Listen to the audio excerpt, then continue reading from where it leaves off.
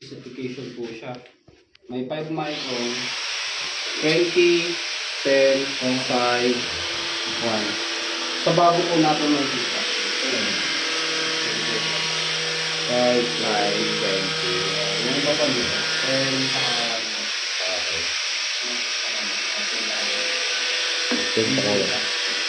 tapos po sa pagpapalit naman po, yung lang natin ng bulb na to. Wala na pong pumasok na tubig. After po nun, release po tayo ng pressure dito pa. Ay, ito pa po na. Ano yan? Ano yan? Yung bulb na nasa ilalim po. Bali dalawa yung i-ano ko close ko. Okay. Tapos release lang tayo ng pressure. Kaya po tayo nag-release sir para madali siyang buksan. Okay. Tapos po, yung nag-zero na siya. Kapag hindi ko na, halimbawa hindi ko na patay yun, may ano ba? ano po, yung naipon na tubig hanggang sa buong bahay. Pabalik po dyan, medyo matagal po yun. Matagal ulit. Okay. Kaya kinuklose po natin yung bulb na yun. Para yung tubig na nandito lang po, yun po yung lumabas. Tapos pag nag-zero na po yan dito, sa gauge po dito, pwede na po natin yan. Okay. Magiging zero muna yan bago ko buksan yung mga filter. Apo. Para malambot po siya mabuksan. Tapos gamit po tayo ng spanner. Tapos sasalot lang natin dito sa loob niya. 8 lang po pa. Kahit isa lang.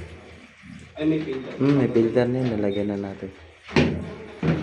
Tapos sa pagtanggal po, alalay lang po sa ilalim. Tapos makagawa ko yun.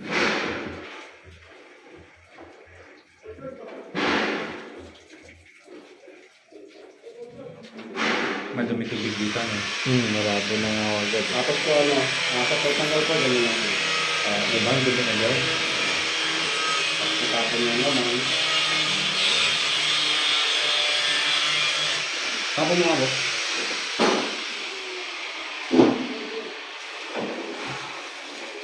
Ito sir, yung filter natin, nabilaan yung butas. Kahit naman po magkabaliktad ng pasok. Okay na. Okay lang. Tapos may guide po siya sa ilalim. Ano po yung naka-usle. Doon papasok. Pasok lang po natin ganyan. Tapos ito naman po siya. Yung naka-center guide po niya. Wala siyang circle. Yung ganyan lang naman po. Sa pagkabit naman po, paano naman po yun. Tapos ang tight po. Then sa pag-higpit po, hindi lang po kailangan sobrang higpit. Ayan, ganun lang po siya. Same lang po siya sa una po nasa dulo. After po natin mapalitan, remain lang po natin nakabukas po. Okay. Tapos po buksan na po natin ng ganda. Yan ang laging una. Hayaan lang po muna natin tumuloy. Kailangan po matanggal yung surat ng ganun siya. Kasi nag-build up po siya ng hangin. Pag continuous na po ganyan, pwede na po natin i-close. Okay. Pagka-close po natin, ito na po yung huling hubot. Yan nasa ilalim. Okay.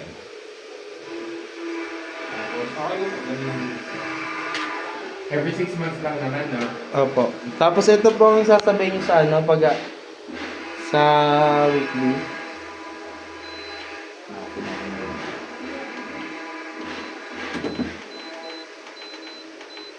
Ayan. Every 15 days naman po ito. Lalagyan ng 2 tabong asin. Yung alin? Ang 2 tabong asin. Dalawang Tabong asin. tabo? Opo. Ito po yun. Yung asin. May tabo na kasama yan, or... Wala po. Kasi normal na tabo. Alam mo, may ordinary lang po. sukat na para Tapos, dyan eh. kung sana po yung naglalagay ng tubig, lalagyan nyo na lang po ng asin dito. Okay. Para saan yun? Para po sa regeneration ng water softener. Okay.